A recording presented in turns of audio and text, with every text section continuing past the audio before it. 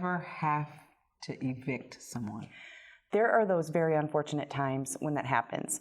One of the pluses to being a smaller size company like we are at this point, we're medium size property management company, is you do have the opportunity to sort of get to know your tenants, to be able to tell who's kind of always got an excuse or who is actually genuinely going through a problem.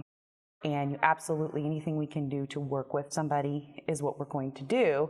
But at the end of the day, if it's to their detriment to stay in the home, that's the fine line you have to determine. You do have the occasional people, if you've done your screening well, they won't get through the system. But the ones that sometimes slip through the cracks that you don't see, they have great credit, things go, off the track, so to speak, and then you do have to go forward with eviction. The advantage with having a property manager involved when you're dealing with evictions, number one, it takes the personal side out of it. As I was saying before, you have tenants that, kind of look to you as their friend at times. And if you are an individual and you're handling every aspect of that home, it's a lot harder to kind of put the division walls and the divider walls up. As a property management company, the advantage is it puts a professional, kind of a faceless person behind that, and makes it a little bit easier to transition.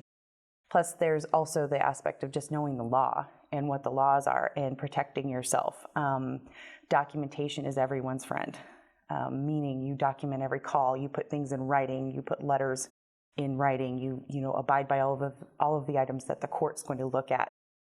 In Indiana, to be a property manager, you have to have a broker's license.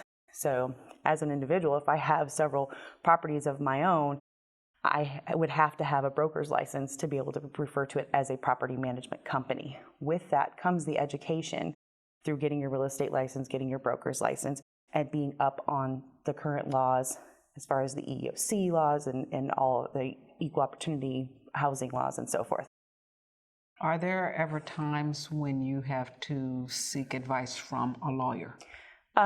There would be, anytime you're dealing with an eviction, it is a personal thing. In regards to the fact that it's a person, it's a life, it's children, it's, you do need to get legal advice from time to time. If you have a situation where perhaps they're not keeping the utilities on and there's children in the home, you don't want to just go into that blindly making an assessment. You want to have that backing.